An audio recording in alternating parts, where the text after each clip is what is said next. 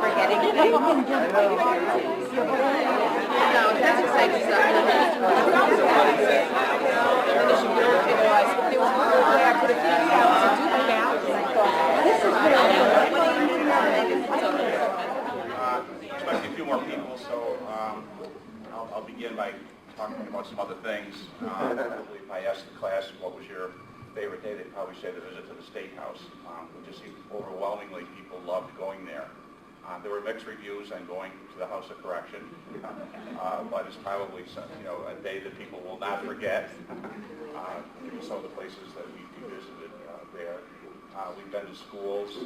We've been to economic development sites both in New Bedford and Fall River. So it's I think it's been a really good year for the class. So projects. How did all this sort of come to be? Well, the Leadership Southcoast has had classes doing projects from the very beginning, but it was always kind of a struggle because the class was just getting to know each other in September, October, and it takes a little bit of time really for everybody to finally get to know everybody, and then at the same time they have to figure out by themselves what team they're going to be on, and then the team comes together and you have to figure out what you're going to do.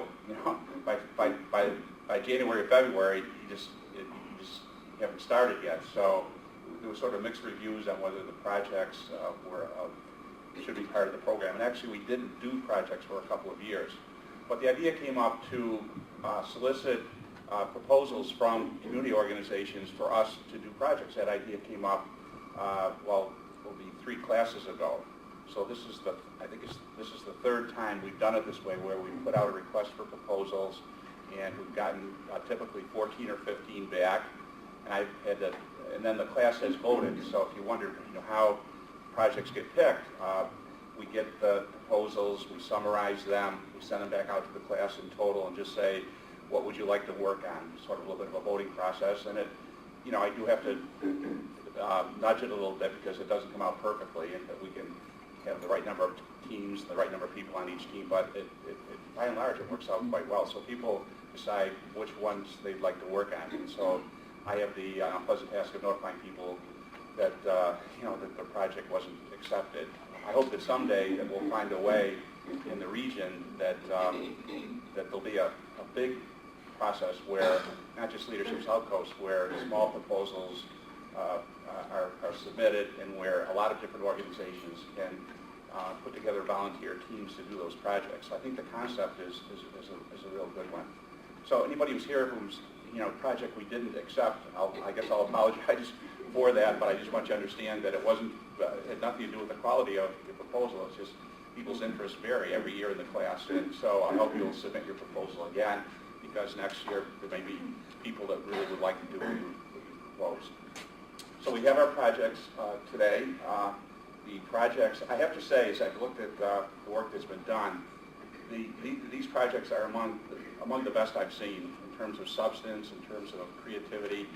With all due respect to, there's a lot of good ones over the years. There's some that are very, people don't never forget, like Athena's here was on the Be Local team, and people haven't forgotten about that. So there's some very memorable ones. So there's been good work done over the years. So I'm really proud of the class and the work that they have done. The purpose in doing this is to actually, it's multifold. First of all, it's for people to get to know each other. Some of the teams are, I'm told, over the years are still getting together socially. So it's a way to network, to form new relationships. It's a way for people who maybe aren't as acquainted with nonprofit organizations as other people are. They have an opportunity to do a project for a not-for-profit and become exposed more to the not-for-profit community. I don't like to say that the projects are to learn how to do a project and how to complete a project with a team, because I think most everybody probably does that within their own organization and have the ability to do that. But it's a different kind of a project when it's not within your company, within your organization. You're sort of doing it for somebody else. So I think that's what makes it unique. So we're going to proceed, and the way the slides are lined up, they're all together. So it's first the Southcoast Indicators Project. Second is promoting entrepreneurship on the South Coast. Third is the Life Work Project, the Women's Fund. Fourth is Big Brothers, Big Sisters. And the last is promoting the international marketplace on Cushman Avenue. So this ends my role in this meeting, so I'll just ask the first team to take it away.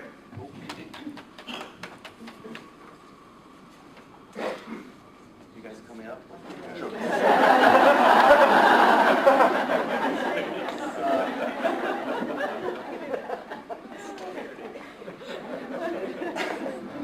Not doing this by myself.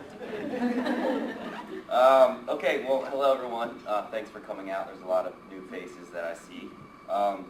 We're really excited to talk about our project and anxious to hear what other groups have been doing over the course of the last several months. My name is Jason Hill. I'm a research assistant at the Urban Initiative. Colleen DeWicki, the project manager for the Urban Initiative, is here today. Most of you know her, I'm sure. So Colleen and I have had the great pleasure of collaborating with these hardworking and insightful Leadership Southcoast class members over the last several months. To my left is Anthony Beard from UMass, Ariel DaCosta, a student at Bridgewater, and also a staff member at Leadership Southcoast, Nancy Harding from the Community Foundation, and Deborah Wender from the town of Dartmouth. So our time is limited, so we're going to move through this as fast as we can, but please feel free to interrupt us and ask questions along the way, and we'll try to save some time at the end for questions as well. So I wanted to begin by giving a brief introduction of the Urban Initiative. The Urban Initiative is a division for the Center for Policy Analysis at UMass Dartmouth that focuses on addressing the challenges and opportunities in the region's smaller industrial cities by conducting applied policy research, providing technical assistance, evaluating programs and policies, facilitating conversations and collaborations among community partners, and really trying to serve as the information, one of the information hubs for urban policy issues in the region. And so the Urban Initiative work primarily focuses on Fall River and New Bedford, but there has been a handful of projects over the years in cities like Taunton, Springfield, Chelsea, and a few others. So another important component to the Urban Initiative I should mention is that we're always working to build our capacity with UMass Dartmouth. So we're trying to get undergraduate and graduate students involved as possible with opportunities to apply their coursework in the field, either through direct project support or as interns. So what's brought us here today is an effort by the Urban Initiative known as the Southcoast Urban Indicators Project, and also known as SCOOP. So SCOOP, like other urban indicator websites around the country, SCOOP is designed to drive conversation, stimulate conversation, and support decision-making among citizens and leaders in Fall River and New Bedford by meeting their needs for objective, valid, and accessible information. A majority of the information on SCOOP is sourced from existing databases and other resources that can be difficult, very difficult for average citizens to access. So SCOOP organizes information into different areas, different issue areas, such as education. As you can see, it's kind of hard to read up there, but education, economy, what are all the categories? Housing, health, safety, natural environment, arts and culture, civic infrastructure. And so within each of these issue areas, there are subcategories. For instance, adult educational attainment and school readiness is a subcategory, or subcategories of education. And adult obesity, childhood obesity, and teen pregnancy fit under the health category. At this subcategory level, the Urban Initiative uses several metrics or indicators to essentially provide a sense of how each city is performing.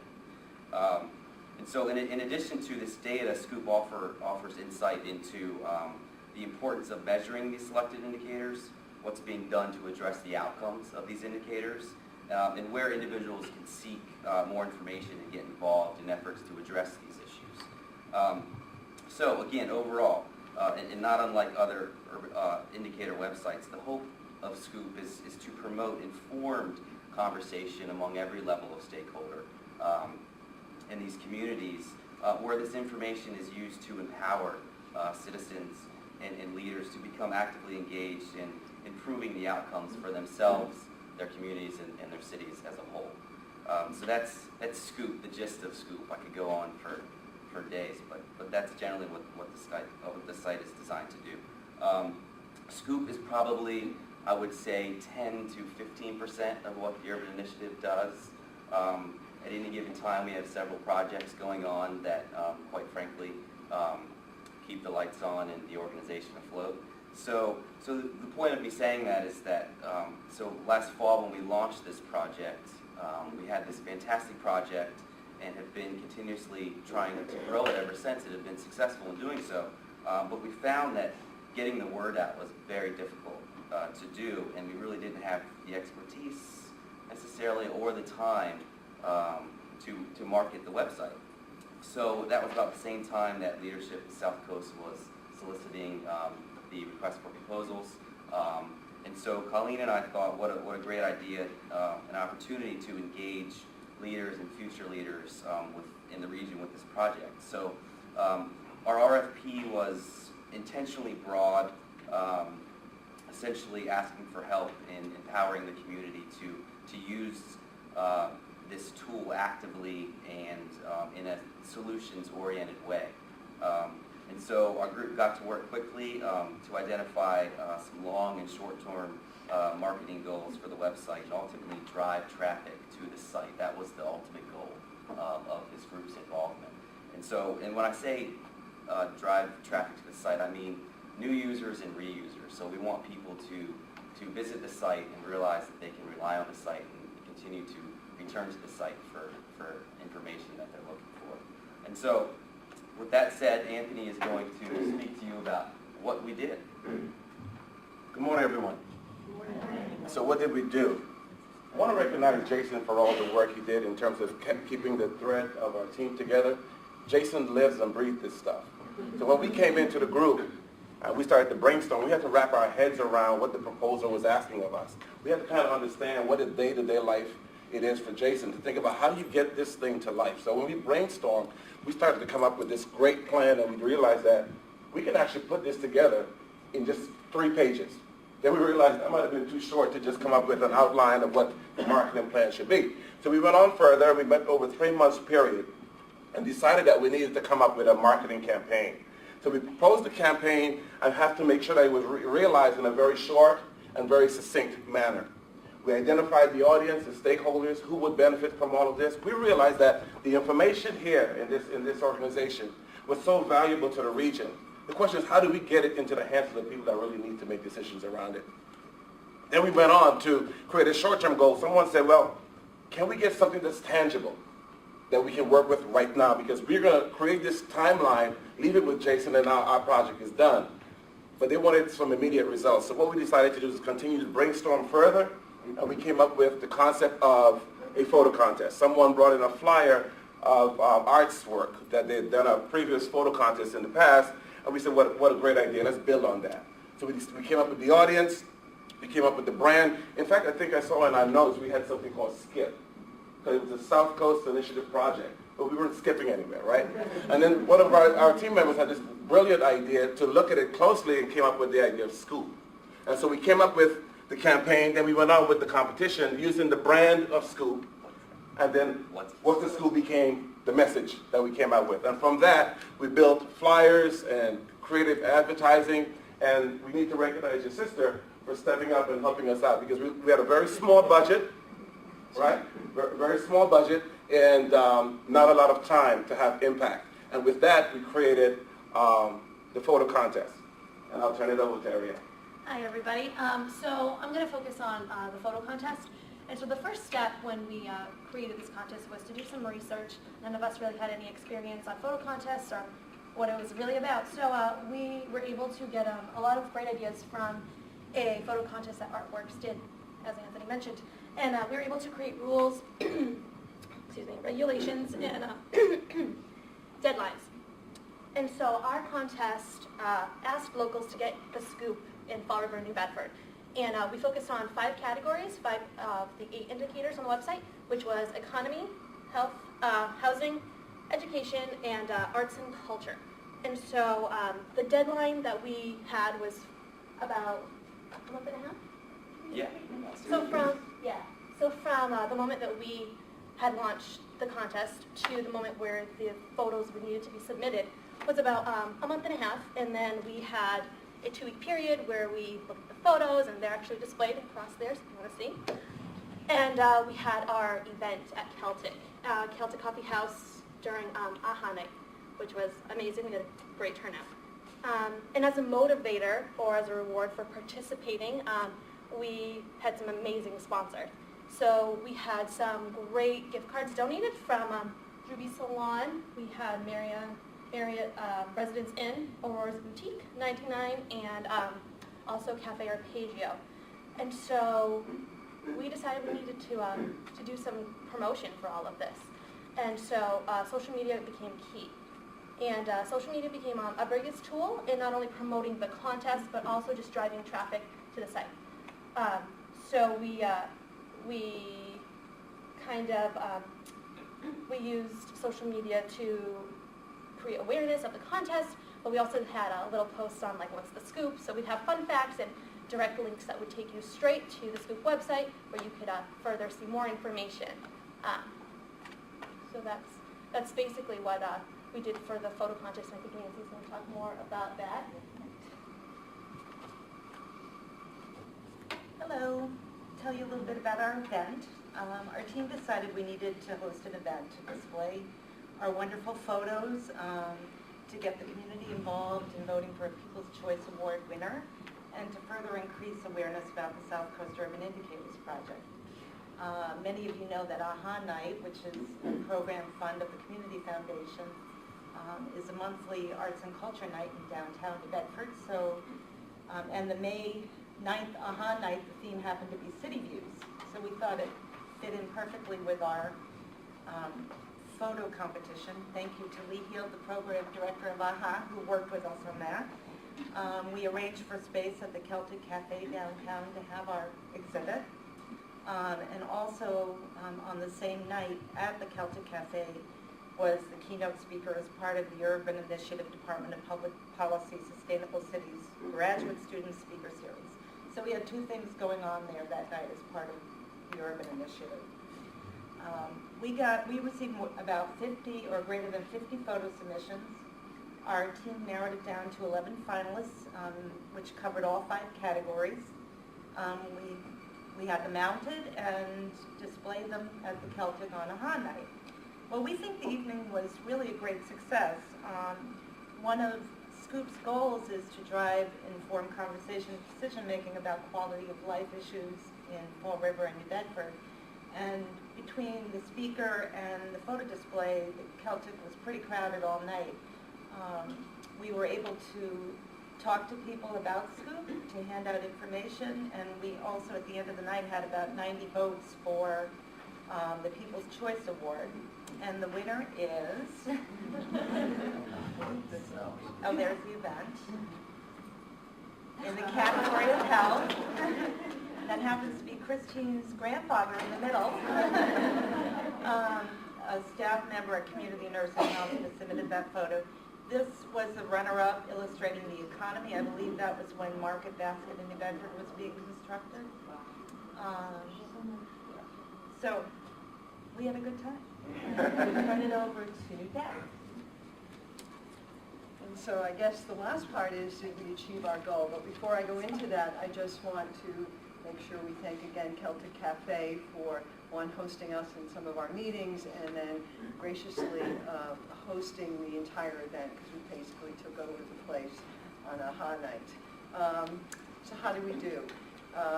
We looked at the urban initiatives, tracked Google metrics, is it? Yes, Google Analytics. Google Analytics to see what kind of activity, both before and after the event, and the results were amazing. On social media, the Facebook likes increased over 60%. Since the day it was launched, We went from 4 visitors a day to 11 visitors a day, so it's in a very short time frame, 2 months. And overall, there was a 168% increase in user traffic to the Scoop site. Now, the whole point of this is to get stakeholders to use this to make informed decisions. So some of the next steps we had recommended in the marketing plan also included more outreach to some of the local leaders, like in planning departments or policy departments of local governments, many of whom didn't even know this site existed before. And so there were a lot of anecdotal information and activities that went on with people running into each other and saying, oh, I need information about this, and somebody go, no, I just heard about this website. So we know both from the data that was generated as well as the anecdotal information that this short-term photo contest really did work to increase traffic to the site.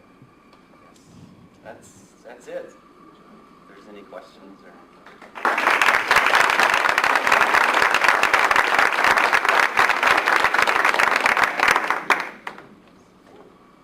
questions? I'll say really quickly, sort of the future of Scoop. The content, a lot of the content on the website is student-driven, and so with limited resources we have, there's a big effort to get good quality students from the university that are interested in these issues, and that can spend the time applying a lot of the things they've learned in school to build the website. So. That's a big part of what we'll be doing over the summer and into the fall and the spring. Colleen's working hard to get as many good students in as possible. And then continue to implement a lot of the marketing campaign that these wonderful folks put together for us. So, By the way, Jason just got his Master's of Public Policy degree from UMass.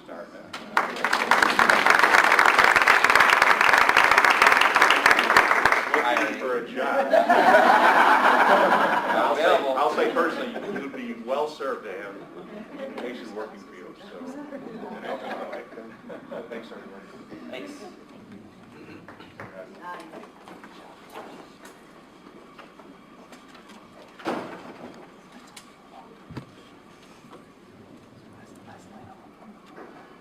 Hi everybody, my name is Beth Perdue. I am from the Southcoast Business Bulletin and also an advisory board member for the Southern New England Entrepreneurs Forum, one of 2 project co-sponsors that we are representing today. The rest of my team here is Christine Arsenault, she's from the Mayor's Office of City of New Bedford, Lori Mullins from Southcoast Hospitals Group and Southcoast Health System, Tracy McNeil, from Lockheed Martin, and Peter Curtin from Bay Coast Bank. So we actually were working on a project which we were looking to create a resource guide for businesses and startups who need to access resources and either to help their business grow, to start a new business, for a lot of different reasons. And what we learned is that it's not that the resources don't exist, it's that there's not easy access to them. The southeastern Massachusetts region has quite a number of local, state, and other resources that can help a business and could help promote economic development in the region. But a business doesn't always know where to go to get to them. In fact, one of the things we learned, and one of our sponsors, Toby Stapleton from UMass Dartmouth, was the one who told us this, is that there used to be a binder that had resources, and this was back in the 90s before computers and online access, and it kind of went away. So what we wanted to do, and partially SNEEF's mission, is to promote entrepreneurship in this region. And then we were also working with the Massachusetts Small Business Development Center, and their goal is to really just help businesses of any stage. So our goal was to create access. We were given kind of 3 charges.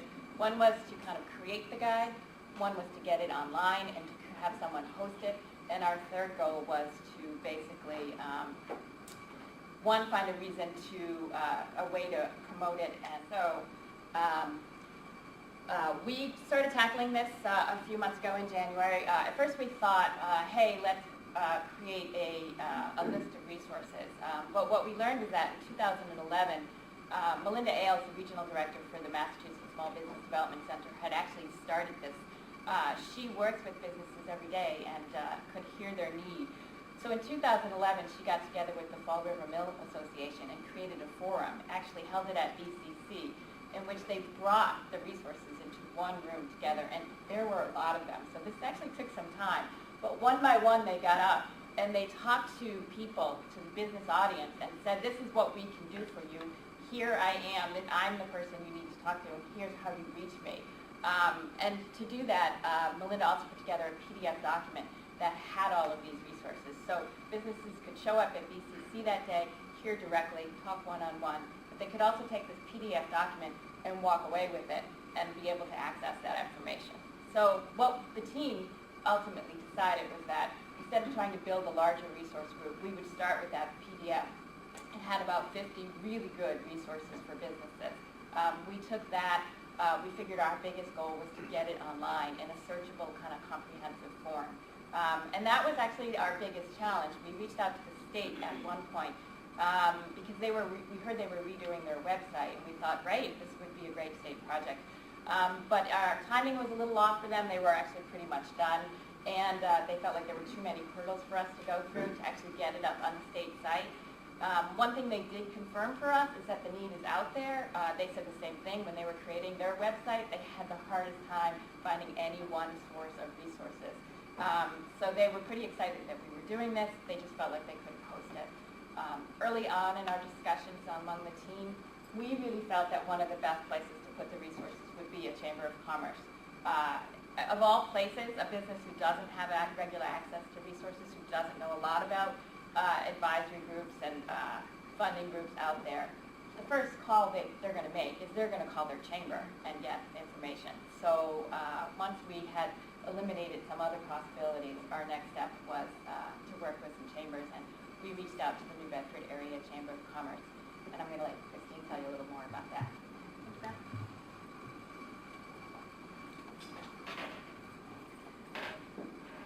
Okay, so we had our goal, we had our charge of what we want to do, we're excited, we know this project is needed out there. As an example of, I was excited about, I have a young entrepreneur friend who probably did it pretty much backwards as much as it could be. She started with no resources, not going to a chamber, not going to a small business, not having a mentor, not having a business plan, and when I started talking about this project, she's like, where was this 2 years ago? Where is this 2 years ago? So we know it's out there. So we had those what I thought were two major obstacles. One, finding the host, as Beth mentioned, the chamber, because we're all from different industries. We're part of our group, part of this class of 13, and this greater leadership Southcoast. So we're not an entity that can host it. Number two, us being a group with zero IT experience. We're on the user end, not on the designer end. So, okay, we're charged with creating a database and a website. How's that going to happen with the five of us? Not quite sure about that. So that came to, so we have our resources. Now we have to go get somebody to do this for us. And we created a business plan. We reached out to Bristol Community College, and that was the best decision we made. We have an incredible IT student at BCC. His name is Bob Malou. He couldn't be with us today. I wish he was, because he's incredible. So we decide on the chamber, and we decide on BCC to do the actual design work for us. So going to Roy at the chamber, okay, we had this great idea. He agreed it was a great idea, but we wanted to make sure that he understood what he was getting into wasn't we are giving him an idea, you create all this. No. We know this is a project. This is our project. We're going to make it for you and then kind of give it to you. Here's our little baby that you're adopting now. Okay. So meeting with Bob, our IT student, us again not knowing how to do this stuff, we're like, okay, we have to create this database and we have all this information that has to go in and we have to create a web. And he pretty much was like, no problem. Really? We left that meeting with, weight off our shoulder, like, wow, okay, this is actually going to happen. So we're pretty excited about that. So then I was able to, after going back with Bob a little bit, go back to Roy with a rough draft of the site to say, okay, this is what we're thinking, is this what you're thinking as to what we presented to you? And he was thrilled. He was happy with it. Yes, this is definitely going in the right direction. This could be a resource. on our site, and he had a couple suggestions along the lines of things that we were thinking about. One, that we need to narrow down our criteria of the resources that we put on the site. And right now, looking like we're going to use nonprofit organizations and state entities that are free resources for entrepreneurs. That's a huge thing for startup businesses, entrepreneurs, that these are free services that are out there. You may not know that the organization SCORE is out there. You may not know SNEEP is out there. You may not know small business development centers. So sticking with that as opposed to putting for resources for your banking needs. Pretty much, people know to go to banking. To put it on a site that the chamber is hosting, we couldn't think about putting up entities that the chamber doesn't have membership of. And the other factor of this is that the idea we have is that this is going to be, the chamber's going to be hosting it. It's going to live on their site. However, if we are listing New Bedford Economic Development Center as a resource, we want them to put our link on their page. So it'll be a shared resource back and forth. So if you go to New Bedford Economic Development, they say, okay, you want to look for help with business plan or importing export information, here's a link here, check that out. So that they don't have to, these other resources don't have to have all that knowledge to give them, but a resource. So it'll be reciprocal with other entities, not just one place on the chamber site. It will be shared. So also, Roy was along the lines with us that there needs to be some sort of disclaimer. Because this is a resource. This is not, we are not recommending, we are not saying that this is completely accurate. Maybe that during the year that this is no longer the person in charge. So that creates follow-up that this needs to live on and that needs to belong to someone, again, enforcing the need that this has to be hosted by someone like the chamber that can update those resources. So that's great with all that going on. We have a rough draft, we're in good shape, and now, unfortunately Bob and Roy could not be here today, but they are now communicating directly and working on the process of, because Bob being a student at BCC is hosted on their site, so that has to be transferred in those magical IT worlds of getting it onto Roy's, that I'm letting them work out together.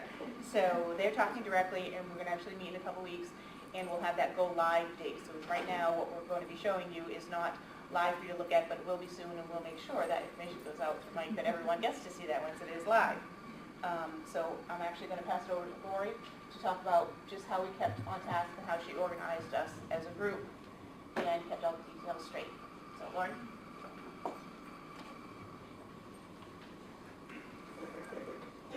So the first time we met, we realized, and it's probably obvious, that we had a lot to do and we didn't have a lot of time in which to do it. So at our first meeting, we kind of outlined everything that we wanted to accomplish, along with some dates, to see if this was in fact doable. We put together this spreadsheet, and every time we met, we updated it to kind of keep a record of our progress and also to make sure that we weren't missing anything. So I'll just walk you through it quickly. At the top here, it's called Project Update. We kind of called it the elevator speech, because we all know if we met in an elevator, somebody would say, how's your project coming along?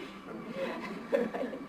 And so we all had at the tip of our tongues, for example, we have a BCC student building a website for us, and we just approached the New Bedford Chamber of Commerce about hosting this website.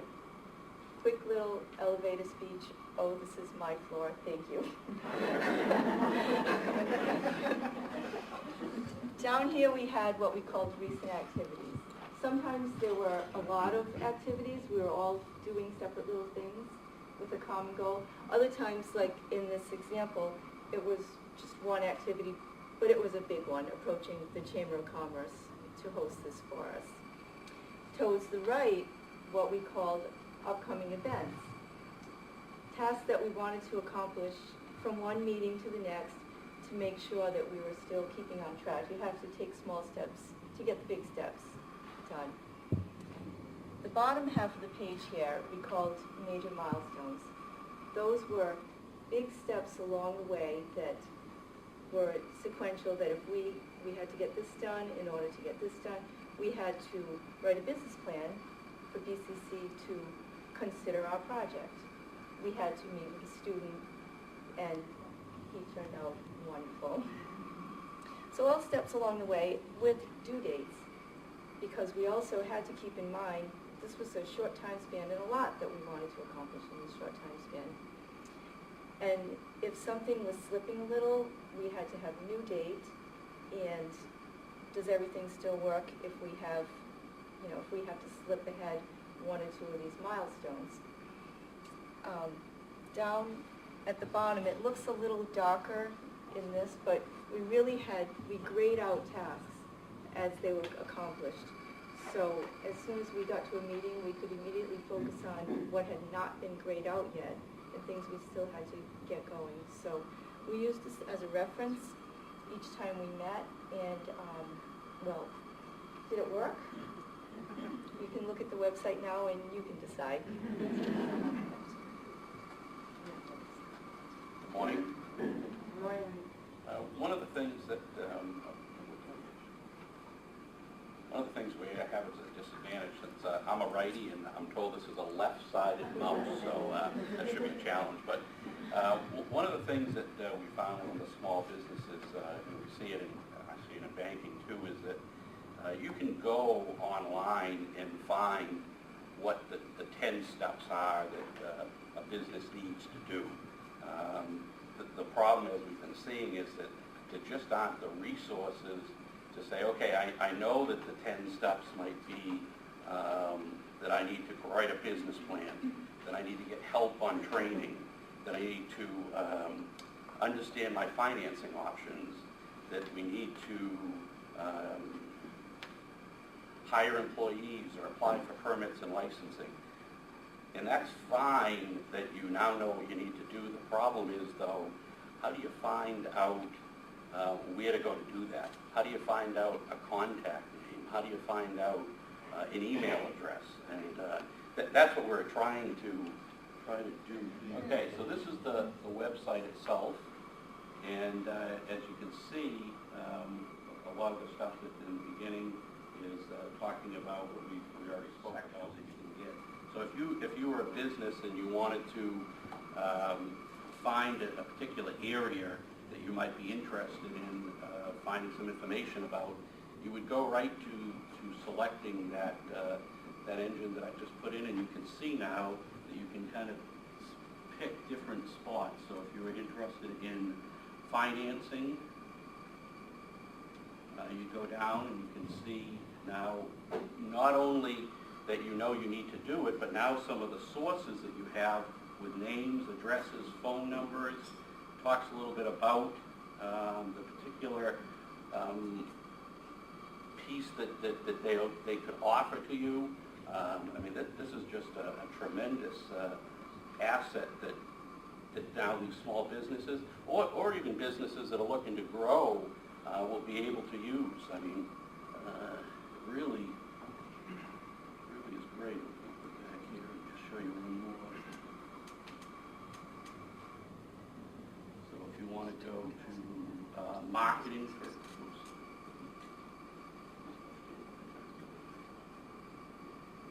marketing, hit search, move down. You have different marketing concepts like e-commerce network. Again, it shows you tells you a little bit about what they do. It tells you the resources that you could go to. I mean, it's pretty invaluable as far as I would say. I mean, certainly from the banking perspective, this would be a great resource to be able to pass on to small businesses, so that by the time they come for the financing, they'll have an awful lot of this stuff already done. They'll have the contacts out there. It just would make it a lot easier for them to come fully planned. Whether they need permitting, again, you can go through and search for the people that would be out there to help them for permitting, for insurances, for any of those types of things. As you can see, the other thing that we're trying to get people to do is once they go and they've used it, we're hoping that they'll pass it on to others, and as more and more talk is out there, that more and more of the type of resources will sign up and be able to keep being added to the project as things go along. So again, this is just the beginning. Obviously, this is an example of what we're hoping is going to be one that's going to continue on, and be more like a living, and that's certainly what we're striving for. At this point, we're going to Tracy, I'm sorry.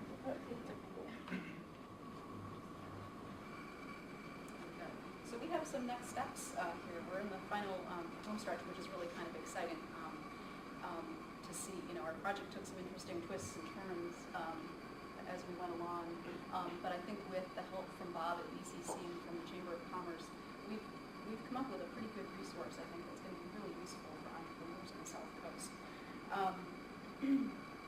So for our next steps, you know, like the South Coast Indicator Project, we need to promote what we've done and get the word out about it. So after we've transferred the content from BCC's server to the Chamber's site, we'll be talking to the organizations whose information is listed to make sure that it's all current, to see if they've got other contacts who might have information that they want to have listed, and then just to make sure everyone knows that it's out there. We'll also want to be ready with some news release information and some promotional materials to help get the word out about this. We might want to roll this out in conjunction with a sneak event, for example. We'll be emailing all of you to let you know that it's out there and it's ready to go. But I think we're on a good track to making this available. The most important part about this, I think, is also identifying an update schedule. You know, the information is only going to be good if it's up to date and correct. And with a lot of online databases, I think, you know, some of you might know that there's usually an annual update that you get an email, and you don't forget to update your content. And I think that's what we'll suggest with this site, just that we make sure everything's always current. Of course, organizations can always go in and update their content as needed as well, so we're hoping that we'll just freshen everyone's minds. And that's where we are today. And we're going to back over back because our final remarks and our acknowledgements. We could have done this by ourselves. That's actually really how I want to wrap up. We had so much help. We feel like we took this project and we shepherded from point to point, but it was other people who stepped in and kind of helped us make it happen. First and foremost, we can't thank Bob Mayo enough because he came in and I think, as Christine said, really said, no problem, I can do this, and took it away, brought it back to us in a really great form. And every time we had suggestions or changes, though he is a student, he's working towards his degree. He's also a full-time business manager, and he had so little time. But we would get emails at 11 o'clock at night and midnight saying, all set, everything's done. So he was just fabulous. And actually, we first reached out to Priscilla Gressa, who is his professor, and who said immediately, I have just the student for you, and has checked in with us and is offering his services even if we need it for another semester. So BCC has just really been fantastic in this. We also want to thank the people that the project actually came from originally, and a lot of that credit goes to Melinda Ailes. She is the regional director for the Massachusetts Small Business Development Center. She is based here in Fall River. She's been offering help and support and advice. The organization itself offers free advice to businesses, and she's been the main contact for this region for a long time and has helped I don't know how many possible businesses. So when we first put this project as a possibility out to the SNEEF board, there was a lot of confirmation among the board members, all of whom contribute to entrepreneurship in this region in one way or another, that this resource is needed. But it was really Melinda's passion and her one-on-one experience with businesses that drove us kind of moving forward with this. And then also on our SNEEF board and the Assistant Dean for Graduate Studies for Charlton College of Businesses, Toby Stapleton, and he kind of stepped in and helped champion it too. So we want to thank both of them very much. And then, not to leave him last, but we put out a lot of feelers for where this resource guide could live online, and a lot of people were interested in. But it's a commitment. It's a commitment of your servers. It's a commitment of time, and it was Roy Nascimento, the president and CEO of the New Bedford Area Chamber of Commerce, who stepped up and said, you know what, this is interesting enough, and we're going to help you out here. So we really want to thank Lori very much, too. And thank you all very much.